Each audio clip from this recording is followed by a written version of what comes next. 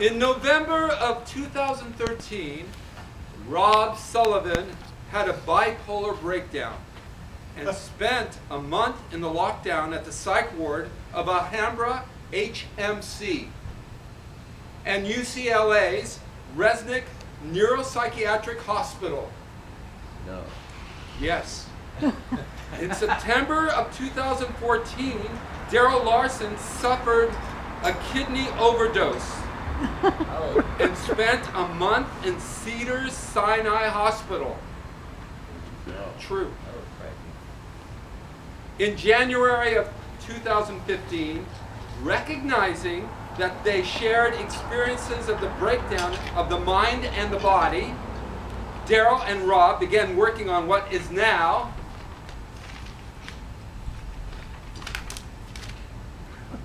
Crazy Underneath the Trees. Oh.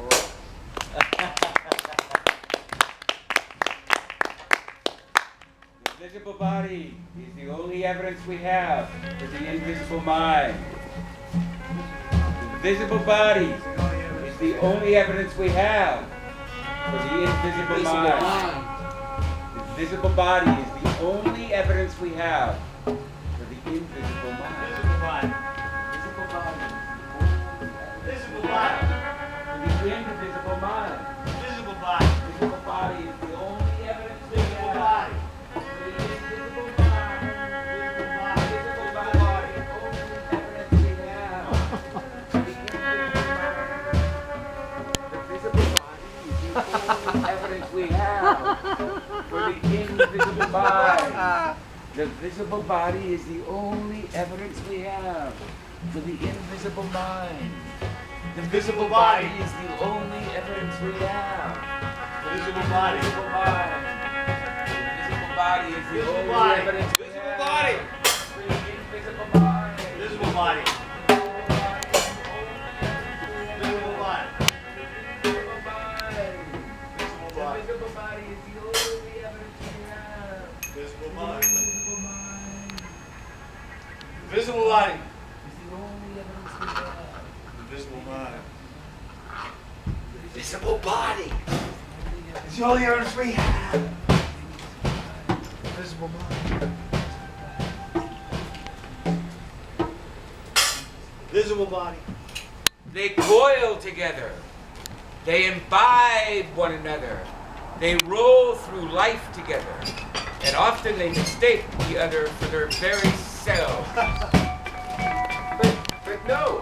That's not right. That's not right.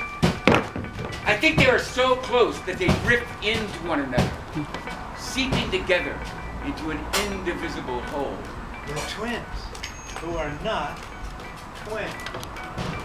Like yin and yang and Romulus and Remus and Cary Grant and Gary Cooper and Tweedledum and Tweedledee and Apollo and Dionysus. Agni and Soma. Dylan and Dylan and Dylan and Dylan and Bowie and Bowie and Bowie and Bowie and Ziggy and Ziggy and Abbott and Costello and the Coyote and Trickster. And Laurel and fucking Hardy. Life And death. The Twins. twins made made this the world. I feel what I think, and I think what I feel. At least I think so. And I feel bad.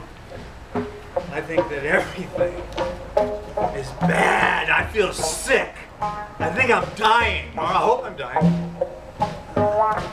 Can my soul feel anything? Is it okay for it to happen?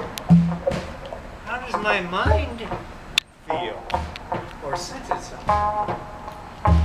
The pain in my body is invisible and stops at the skin. Pain in my mind is invisible and infinite. I feel my mind also in my body, and my body also in my mind. And the mind is coordinated with its surroundings. Geography. With senses! Do I think what I sense or feel something and then react to it? It's fear, despair, regret, shame, anger, Anger? thoughts, Thoughts? the Feelings? Where are they? In my body! Where are they in my body? Where are they at all? Because I don't want to feel them. I don't want to see them. I don't want to think about them. I want to live without I pain. want to live without pain. Yeah. Life without pain of some kind or another? Impossible. But the intensity of the pain can be managed.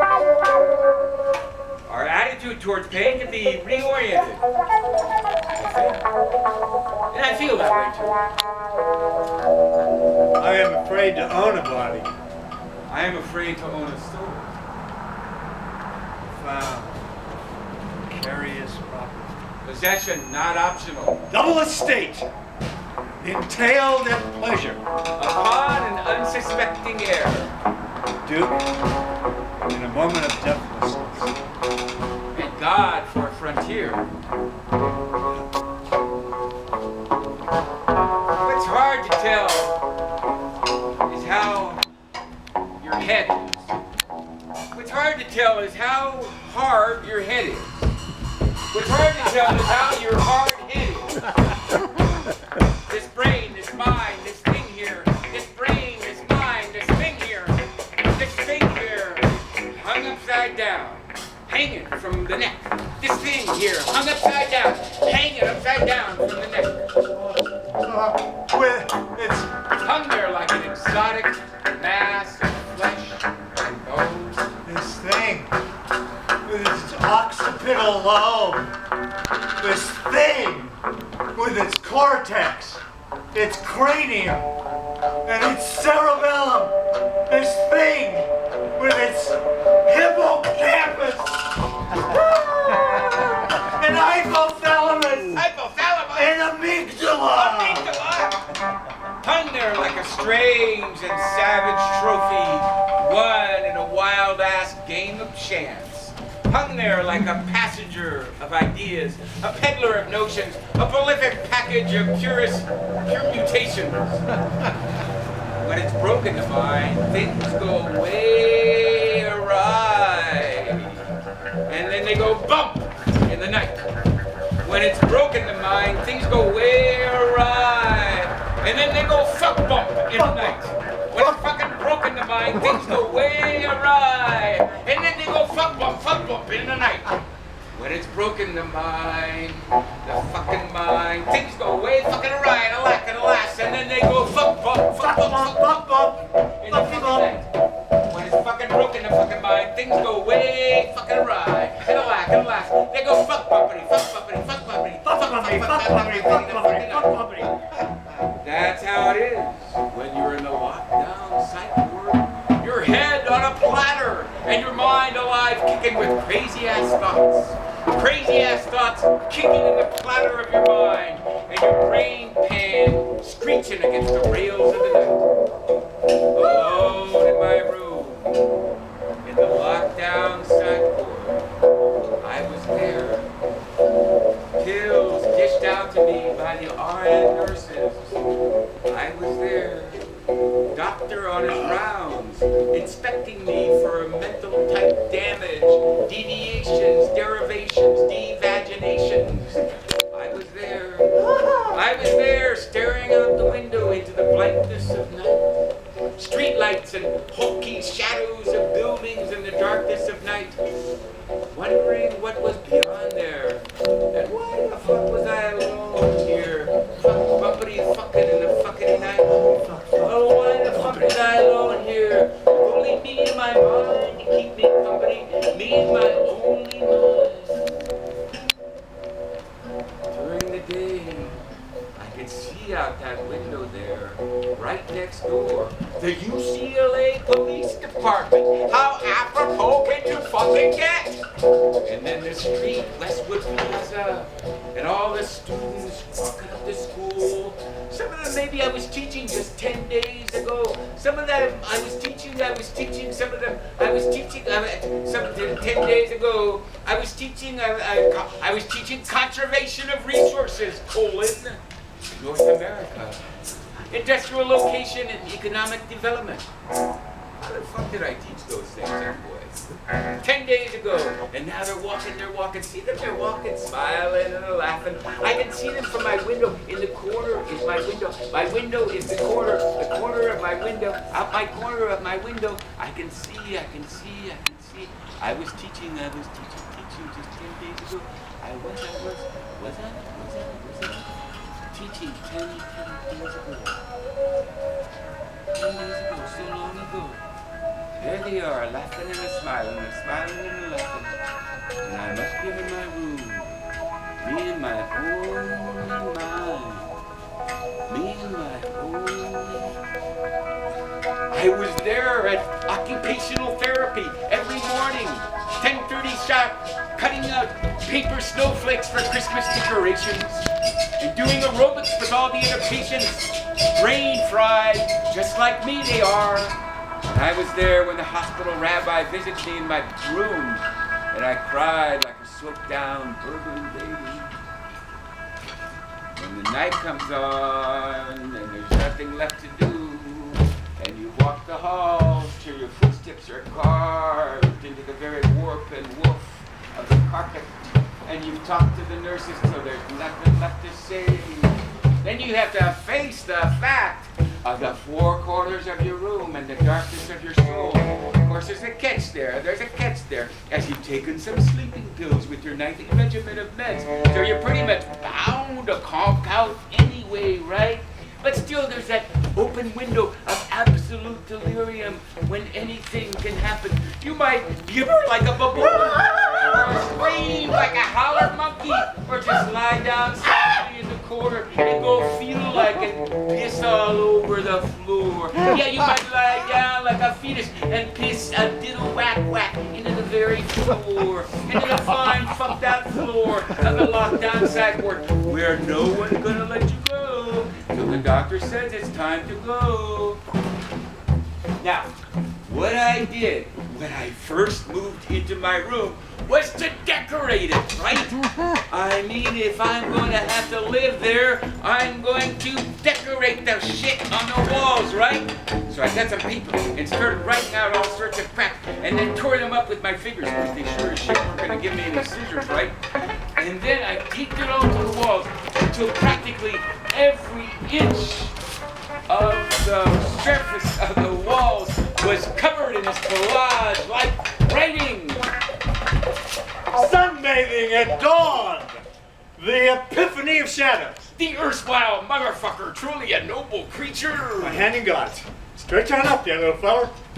Horatio, darling Horatio. Oh, please punch out Hamlet's eye. I give my balls a twist. Swiftly they knuckle under, then comes the ribeyes of the swift goddess Shiva. Surely as hell has fiery windows, she does me in. Where's my mother now that I need her? But I'm glad you can't see me in here, Mom. One of my fellow passengers finally straightened me out. Larry, I think his name was, 2 broken legs, broken from a suicide swan dive attempt. Good luck next time, mate. But what he told me was this: if you want to get out of here, you better behave. Better behave, because the psychiatrist, he has absolute jurisdiction over your soul. Otherwise, I took down my collage fury collation collection right away, and I started smiling real good, just like a furry young animal should, like a red-eyed rabbit should, like a mouse hippity-hopping through the glade. I was all smiles, and my walls were pure and clean.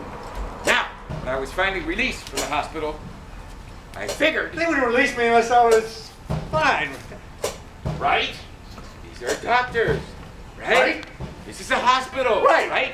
More than that, this is Riskin Psychiatric Hospital. Right? More than that, this is UCLA, right? More than that, goddammit, this is Los Angeles. Right. More than that, goddammit, this is the fucking California, right? More than that, goddammit, this is the fucking. This is the fucking goddamn United States of America. Right? They wouldn't release me. Unless I was fine. Unless I was fine. Unless I was fine. Right? I mean, they fucking wouldn't let me go unless I was fine. Am I right or am I right? Right.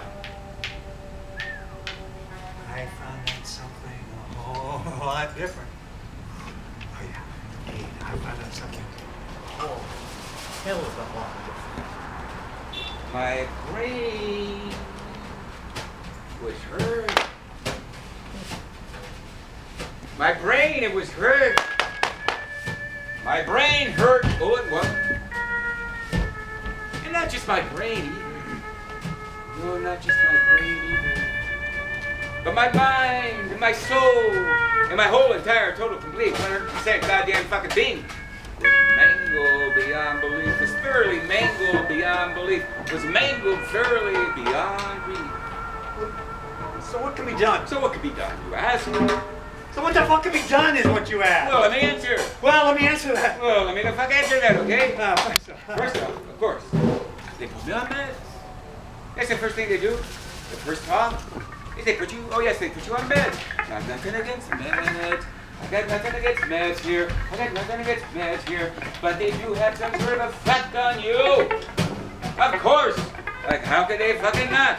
They are meds. That is what they do. They fucking have effects. So before you know it, you're drowsy, slurred speech. Tremors all shaking like a loosening leaf. Fading away! Oozing away. Sleeping too much. Not sleeping at all. Mind as sharp as a diamond tic-tac. Or dull as a piece of worn-out cardboard. Erection stiff as a beam of Bethlehem steel. Erection soft as Noah's dove.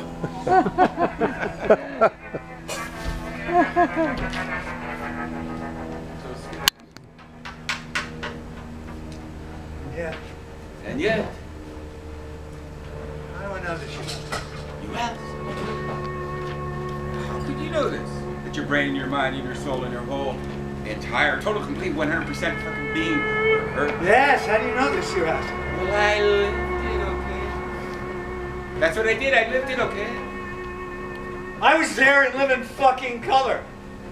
Live in the very flesh hitched to my body.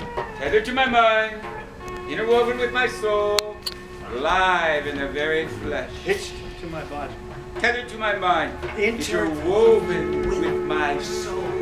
That's what I did, I lived it, okay? I lived it, okay? That's what I did. That's what I did, and that's all I could do. That's what I did, and that's all I could do. Stand up straight. Get your head in order! Stand up straight and get your head in order. I am me, and this is who I am, and I am me, and this is who I am! My name is Pock Shitty Wap, and I know who I am. My name is Fox Shitty Jack Snapple-Rap, and I know who I am. My name is Pock Shitty Jack Snapple Cracker Rap Diddy, and I know who I am. Yes, my name is Pop Jack Shitty Jack Rap Rubber Pop, and I know who I am. Oh yeah, my name is Pock Shitty Jack Snapple Cracker Rap Do Diddy Do Shit Diddy Poo Pop Zika Tap Tap Last Lost Link. Okay? What the fuck? And I know who I am. Oh yes. Oh yes, my name is Pop Clock Shitty Rack Jack Snapple Rapple Crack Alapple Rap. You love do shit. Oh man. That's okay? What the fuck? And I know who I am. Oh yes. I know I am. Yes, I know who I am. Well, I know who I am. Am I? Well, I know. I know. Just 10 days ago. I know. Rap Crapper Lost Leaves. I know who I am. Jack Snapple Mako Lockery. Oh yeah, I know. Oh, I know. I am. I know. You bitch. Who I am? Jack Snapple Rap Locked. I know who I am. Awful. OFFAL. At Cedar Sinai. Fall. 2014. Forced through some warp or wormhole to welter a hopeless torpid warrior, devouring my own agony. But these bloated Melanie Spotero boots are not my feet. These fattened shanks are not my legs. This balloon scrotum, this infant dick, these are not my genitals. Having ingested, gulping, twitching like some desperate fresh branded calf. This vile, oily swill, 7.2 liters of spicitude. A charmingly named concoction. Go lightly. Go lightly. Poor Capote raises the back of his hand to his sweaty brow. So distressed is he at the association. All of it designed to make my gut ultra clear, crystal clear, so as to get a good look. Camera up my ass. At just what's going on out there. Meanwhile, I, bloated man of sorrow, drown in my own thick, insipid spit venom. Vomit spawn, my bed a swamp of my foul excrement, be slumbered at treacherously irregular intervals from said anus, be spewed in rancid liquid streams. Nurses flee aghast. A few actually yelp girlishly and scamper from the cesspit, hands fluttering like startled, soiled butterflies. So, I'm left to my own daubed devices, grasping the slick bed rail, jetsam from a blasted ocean liner, but still afloat, red hot from the catastrophe, engine explosion, or terrorist attack, or savagely forked lightning, which impaled my guts and set me adrift in the turbulent current, where I now cling to this noxious ladder, leading most hopefully to far less hell.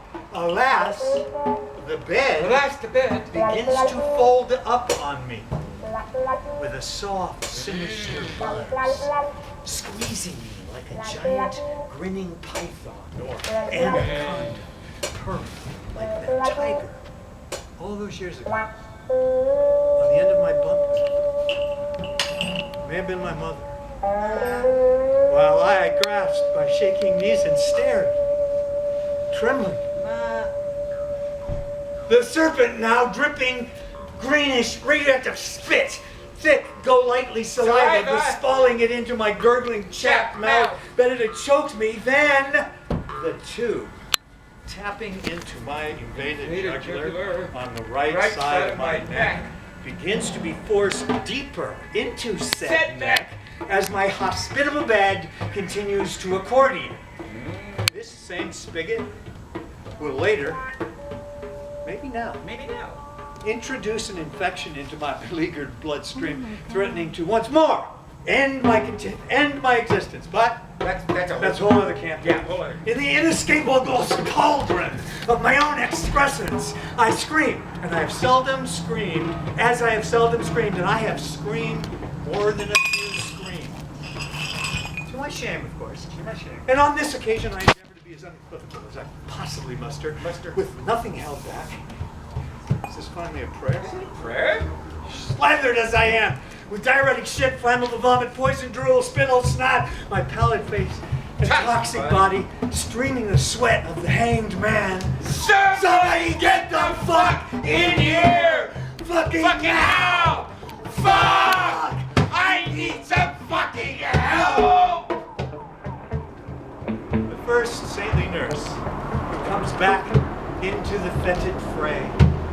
She has dreadlocks, long and even, and up till now held an imperturbable, placid expression, always moving at her own deliberate pace, hardly speaking. Now, haughtily, imperiously declares, "Don't use that kind of language around me. I don't have to listen to that.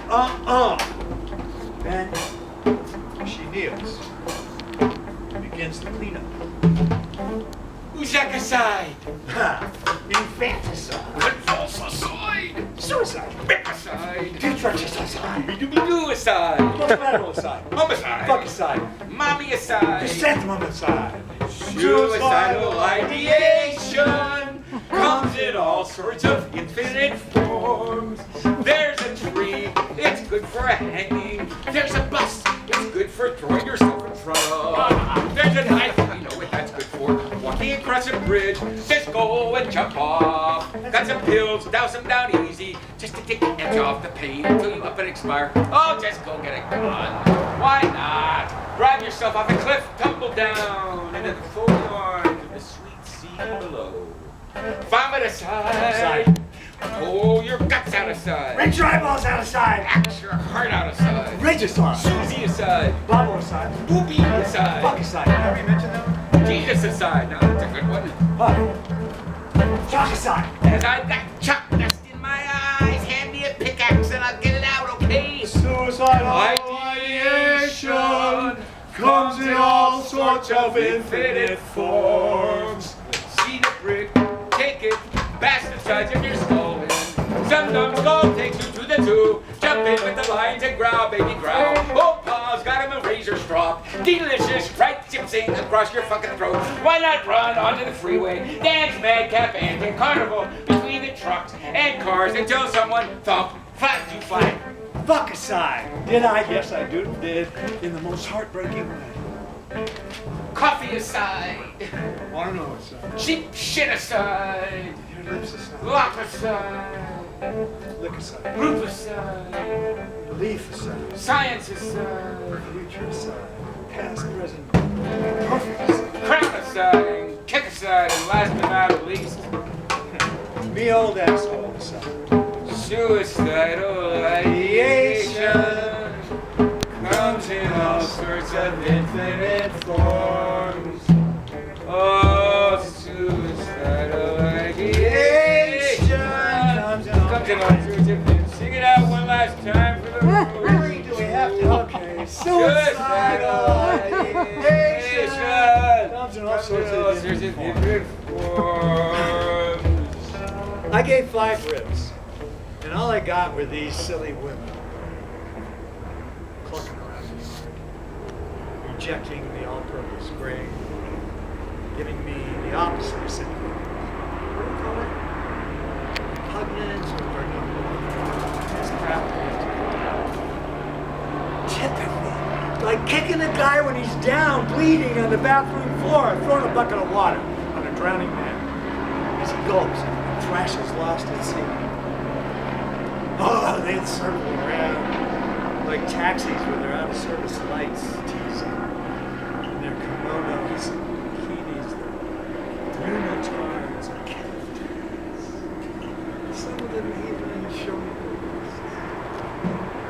or their underwear, or playfully muss with my hand. The real bitches, every breath. Every chuckle, every whistle, every sigh brings down a ton of pain on my sorry ass like a piano falling from outer space and landing square on my gut. The agony echoes in my skull, pounding like panicked buffalo stampeding across the prairie, or a heavy-booted cane stomping at the front of a headlong mob thundering toward the east of Eden. In the swamp, near the wasteland, the backside of the garden, near the poisoned pond, the scorched pasture, I hang in my hammock, strung between the bleached spires of enormous primeval trees. Some deep, thatched contrivance gives me what little shade there is. Banished heaven, balsam, sheaves of papyrus, bark, pine, some crumpled, some bundled with twine, litter the whole room. Some special stacks I have forbidden the woman to touch. Any approach to those piles will cause brutal retaliation. I made that clear. All of these materials are covered with scribbles, etched in a rudimentary alphabet full of pictographs and symbols I no longer remember the meaning of. I write it down anyway. Man's got to do something in 600 years.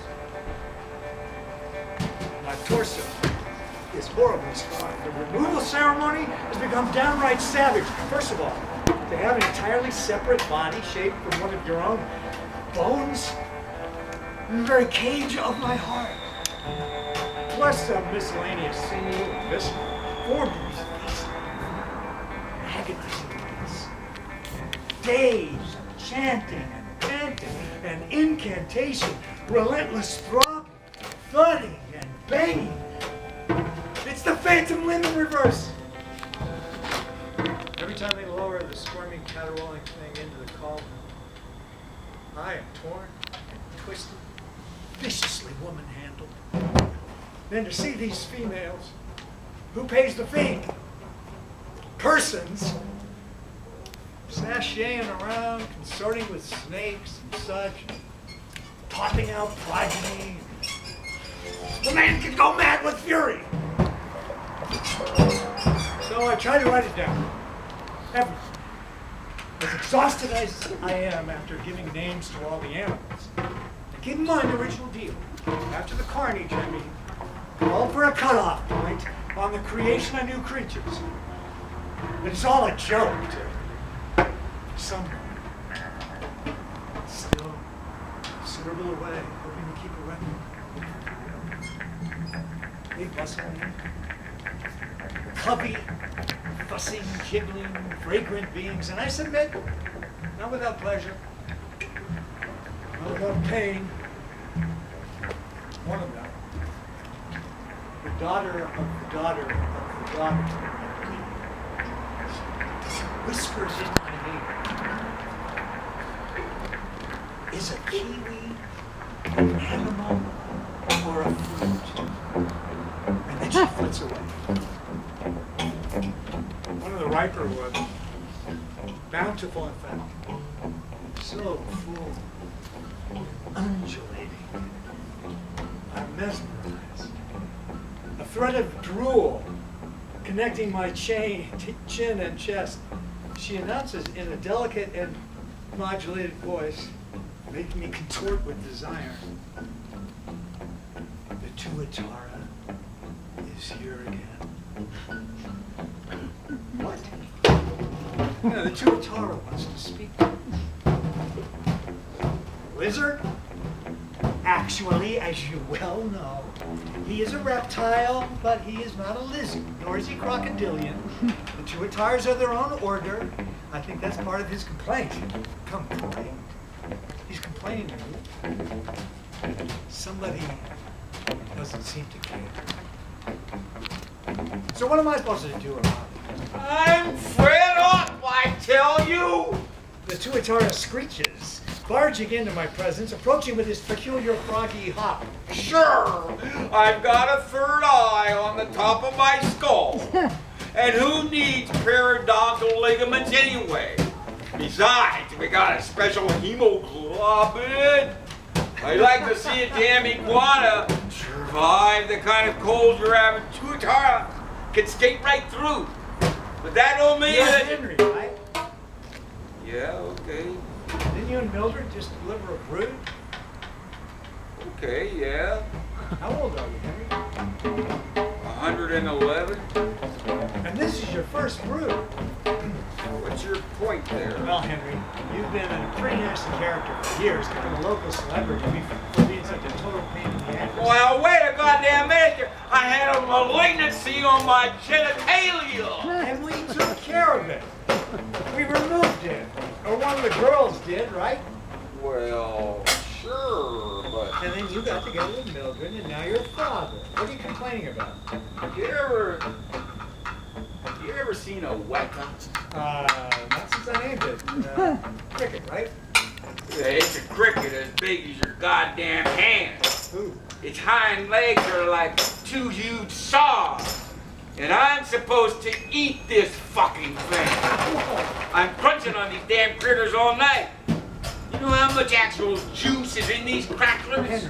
Henry, I have absolutely nothing to do with food supply. You know that. What do you have? Name it. Rats. You name them right.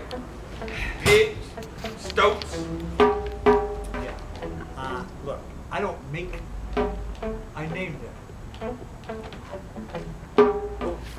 Well, who decided not to give me a dick? What? I don't have a penis. I don't have a male intromission organ. I have a cogwheel opening. Good. Okay, well, Henry, calm down. But the Tuatara is gone. As though his rage has vaporized him. He's gone from my clearing. He doesn't know how lucky he is not to have him. I go back to dipping my sharpened stick into a pulpy pond, raised by me, making my marks, screech, screech, screech, on the papyrus. Or is this fox stone? Scribbles I make are pleasing. I'm thinking of calling it poetry.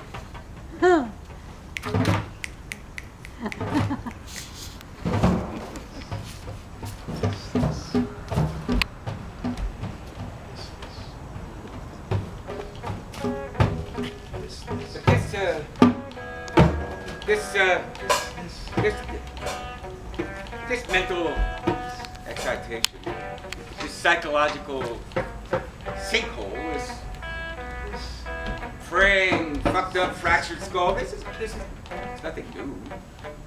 This mental condition didn't just jump out of the blue or pop out of a cake like there was nothing to foreshadow it, nothing to serve as its harbinger, as its halcyon harbinger, its tumultuous telegrapher, its canary lying dead in the mud at the bottom of the mine, its warning shout-out, and its advanced patrol. Oh. You might well ask. How the fuck? How the fuck? No. How the fuck? It's deep. Suppose it's deeper than you think or feel.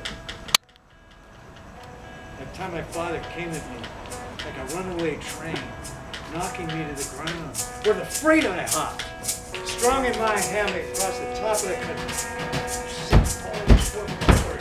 To 2.5 days of solid, banging, movement, heartbeat rhythm to the Dakotas, hissing through the open boxcar door at steaming midnight in Minot. This goes way back, way the hell back. Back before the flood, back before Adam and his aching ribs, back before Eve and her permanently enshrined secondary status, back before I turned this page, back before everything happened, back before Golgotha and Calvary, back before Gutenberg, Columbus and Peter the Great, back before Little Bighorn and Singing Maine, Guadalcanal, the Battle of the Bulge, Pork Chop Hill, psycho-shrinkological sickness of mind, this disease, state of lobe-sided affairs, this coagulated condition of psychic anguish, this harebrained, hoary, hairy schema, this tuck-rolled and butt-fucked right up inside my rattle-crap mind, this fantastic collection of stamps inserted inside my nubitory noggin, this methylated mental map, mud-wrapped, warped inside this nettlesome, nip-witted nub of a barbed wire brain, this skull structure of grief, this foaming formulation of anguish, this harebrained, this grief, this mentally, this mental, this state of affairs, this mind. Mine! This mind, oh numb. Oh numb. Oh butt fucked and numb. This mind. See, I was hit about the hammock by this guy who had done it right. The Burlington 99. It's a line famous for allowing hobos to ride. It's in the damn charter. The contract for the railway, because Burlington had been a hobo himself before being struck by riches. The hippie in Minnesota warned me, "You sure you get a car with a wide open door and keep it that way? Sometimes a pounding will creak the door closed, inch by inch. And if it closes, there is no way you can open it from the inside. You'll be there for the duration. Be in there for the duration. And don't forget to take some newspaper or something to wrap your shit up. Wrap your shit up. No point, no stop for toilet break. It's the same guy. He suggested the hammock, like I said, and it's just not possible to sleep on the raw wood floors. Sledgehammering up and down the trails, lying on the... It was there, the swift, falling, longingly held, mind-siphoning mental aberration. Yes, it was there that time. I gazed out the window, 395, coming down out of the Sierra Nevadas into Bishop. My dad's hands on the wheel, so firm and so strong, Oh, navigator, drive on. The 56 Plymouth, a wagon, a station, curving down out of the Sierras, heading east under the fluid guidance of Dad's Chicago near West Side hands. My mom, her Baltimore eyes, always on the verge of crying, always on the brink of falling into a deep well of tears. Me and my two brothers in the back, but I'm alone, I'm oh so alone. My eyes fixated out the window, watching the turn of the world as we scoop, curve, caroo down into the Owens Valley, the tilt of the earth, tectonic plates, exposure of veins, igneous rock fiery, granite majestic and strong, and there up above us the mile-high blue sky. My eyes out the window, oh so alone, opening out into the Sierra, running through the brush into the woods, where I will hide my cheek against the forest floor. Yet where are you, my darling? I know you are out there in front of me, the future revealing your shape and your form. Back in the car, my eyes caught in the window. I wish you could enter and we could be carried both together, tightly held, into the days and the nights, loosely commingled, my darling, into the nights and the days. Changing trains in Spokane, where the last hobo jungle hangs on, squat trash contrivances, being home to hundreds of lost bodies, ramshackle minds, lungs breathing in the rancid smoke of the commodity culture. Portland, I holed up in a catafalque hotel where a broom leaned by the nightstand. Why? Then began the grumbling from the couple in the next room. Quickly catapulted to shrieks and lamentations, making sleep impossible. Only pounding on the wall could cause surcease. Jesus.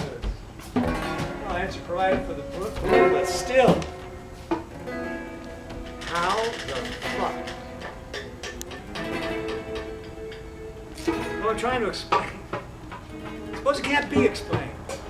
Forgiving is not forgetting. The day that my father told me to get into the car, my mama did not come with us.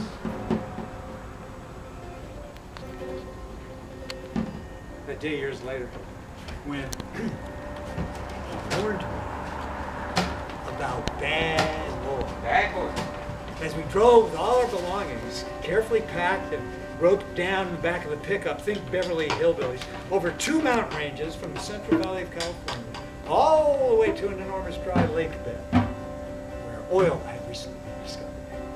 Located in the east of Nevada, at the crossroads of Highway 52 and a 2-lane road to nowhere. The outpost known as Current Creek, Nevada. We owned the whole shebang. Hayfields, withered farmhouse, big attic, where my 3 cousins and I slept and jerked off, 12-unit motel, 5-table cafe, and a small trailer behind the cafe for Kenny, the fry cook. Kenny. Once, Kenny, well-groomed ex-con, mysteriously invited me into his snug quarters. It's a small trailer behind the cafe, and he put his hand on my thigh, telling me how handsome I was, how I should be proud. I fled from this fresh peril reluctantly. My dad had told me, as we labored through the Sierra Nevadas with a slalom tone, a hushed tale of bad older boys he had once encountered in a slapped-together clubhouse, corrugated roof, scrap plywood. In my mind, I saw this hand-painted sign over the little rascal's door. No girls allowed. No girls It had allowed. been raining, he said. And they seemed to have lured him inside to... What were they? Two. I didn't ask. Dad did not say. He was there when I was a naked teenager, and that kitten was in my robe. Its sharp claws in my exposed balls. Me imagining the cat's paw flashing out my testicles would be cut and bleeding to match and reflect the barbed anguish of my charred soul. twisting and twisted inferno of my psyche. The cauldron of my conflagration gleams, all fiery and ashy and chewed. Teeth chattering, a lattice of grief. Body cooked by the heat from the echoes of the blasting away ordnance of the Vietnam War. Struck down by circles of circling pain on my knees. With the cat. Me seeing those barbed claws ripping away at my ball. That lonely night, I was home alone. My father and my stepmother at a card game in my office. My sister's out on a date with her regular boyfriend. I'm watching the Bob Hope Christmas special, aching with the anguish of being left out. Gropings, fondlings, openly celebrated horniness, all of us in our peg pants and surfer haircuts, soon to evolve to beetle cuts, and the girls in sound shoes and ponytails and loose little skirts and training bras and hungry eyes. We all would gather with our inchoate desires at the local temple of two celluloid and be together there and mingle breaths. Mingle breaths. There, where some boy threw some girl's panties up into the fluid beam of the projector, and everybody knew! They saw the sacramental garment, but I was not there to see it. They saw the sacramental garment, but I was not there. I was left out. I was forbidden from joining the fellowship of the forbidden. One sultry afternoon, I was browsing through the rotating metal rack of paperbacks at the neighborhood market, and I scoped a book called Numbers by John Gresham. The fact that this book was displayed at a corner market gives some sense of the changes in the world since 1963, that this sacred text was available for the perusal of a 12 or 13-year-old boy, voracious reader, curious about all things, driven, in fact, to dig down into the dirt for a secret sustenance, or climb to the highest branches of the tallest tree, to the far reaches of the oak or redwood perches that could not possibly bear the weight of a human being, no matter how young, light, and indeterminate. They dangled there over this book, seemingly about the real adventures of a male hustler, maybe just a sex-mad man, intent on having as many lust partners in a weekend as he could rack up. For the numbers! For the sheer exhilaration of seeing and feeling just how far he could go. Years later, cruising Griffith Park, I met Josh. Still muscular, tan, Elvis hair, slightly dyed, shirtless in the sun, posing in his tight pants and clearly defined thick dick. He was known as the American Jean Genet, a street genius, a bent extremity in modern literature. Out there with Burroughs, Mailer, and Rougher Trade like Phil Andros. We went back to his place. I told him the story of the young me getting a hard-on in my local grocery store and reading his book. Walking home invaded in a way I could not comprehend. I was certain, that time forward, that I would try to find the way to the place, find the person, the thing, to shape myself, to fit the form of my wildest imagination. So that long ago night, with Jerry Colonna and let's say Aunt Margaret, thanking Bob for the memories, I stripped all my clothes off and I ran around in my front yard, circling naked. No trees, no fence, no cover for my frolic. My hand jerking and my most cherished member, my most extreme extremity, car girls went by. And they went by again. And then I realized my mistake. I had left the day world.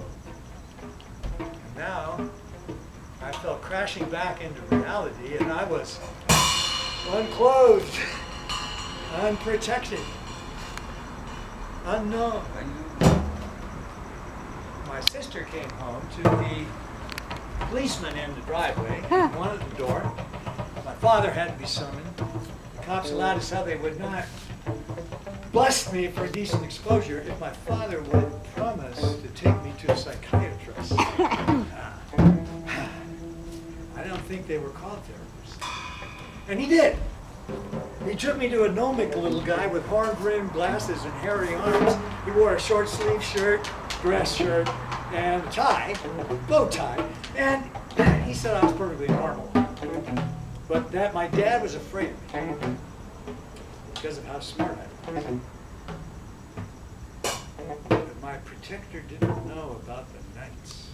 I climbed out of my front window, prying off the screen, and sprawled out naked in the wet grass, and came all over the moon. It was there early in the morning, 5 a.m., when I was chasing myself out of the dawn, teeth gritted, nowhere to go. Hollywood madness, Western and Melrose. Wounded at dawn, 15-cent refills of coffee at Winchell's. Gulp it down under the long gray sky, while night crashes into day, and all that's left from that wipeout is the pain behind your eyes, the moldy toothpicks holding up your lips, your hair fretted with nails, the elongated shadows of your memories, and the forever haunting specter of a woman who fucked you backwards and forwards, and then left you bleeding in the gravel as some sort of twisted form of romantic massage. Nowhere to go, so turn around and around. Make sure self-pity's branded in your soul, fits so snugly with the shredded heart and the fractured mind. Fuck it, no one cares, so what? The mantra of self-hatred and the mind leading over into its own vile pit of despair. Walk this way and that, and everything's the same sky shrieking out its loneliness, and the hills burn with images of crazy, murderous stardom. Stagger into the darkness, don't trip over the corpse of that younger self of yours, the one who held your hand so long ago, when the night wind quivered and everything smelled of fear. I lean out into the light, and my body cringes, refusing it, and so I settle back into the darkness, knowing there's nothing but cheap coffee and nowhere but the underbelly of pain on which to rest my faith. Fuck it. No one cares. So what? So still. Motherfucker. Let's go down. Suppose I'm just ashamed. On my own funhouse hall, the Shanghai mirror is shattering all at once, where all I can do is sleep and sob. Doze off and wake up, weeping. Dream and scream. Why keep this up? So, down in the nocturnal, splayed and sprayed with approbation and acclaim. Savoring the splashing benedictions, dimly lit from all directions, sacrificed on Duchamp's ceramic altars, altering the known command. Holy spigot midway on the bridge of the border between day world and night world, sacred elixir gushing from meat faucets. All the way over. Even in Paris, there is a place you must dash across the bridge of smoke. I know I'm on the skating, speaking in code, deliberately enigmatic, and that will no doubt clue me in as the secret recording degrades. Please, don't give up on me. Let's face it, shall we? I gave up on you. Gave in to the smooth tapping veins, pulsing, T-shapes are in, scorpion stinger, slender dick spike laced with testosterone and tears, forming a perfect crucifix fix. I was so lost in a pit of jagged crystal spires, suppose I dove, soul sins, into that chaotic tumble of lethal stilettos, sabers of oblivion driven deep into my gaping cunt. There, I said it. Can I go now? Well, obviously not. I guess here I am. Brief wrap. Floating on a sturdy raft of kindness. Yes, the sea is hopeless. Yes, the woods are dark. But once, in Big Sur, I remember this as if it was tomorrow. I ran and left without a misstep. Out of the redwoods, onto the massive boulders, tumbling all the way down to the Pacific.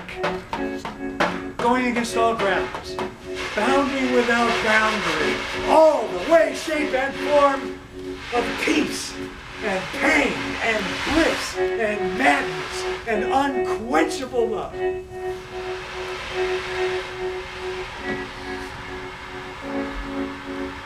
It was there as I'm spinning and spinning around, holding my youngest son in my arms in the backyard. And his 2-year-old body is the only thing holding me in while I spin and everything's spinning around me. Suicidal ideation plaguing me like a bad dream that refuses to exit the mind. All of my life winding down to this. Suicide trees, and my only life raft is my boy here in my arms. His heart propping mine up. His little body, the only antidote to these self-destructive dreams. Around and around we go. The avocado tree spinning around above us. Look at those limbs.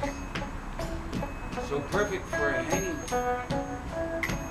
The centrifugal energy keeping me focused on life, for life, despite all its grim agony and banal brutality, its thieving mortality and its fractured injustice.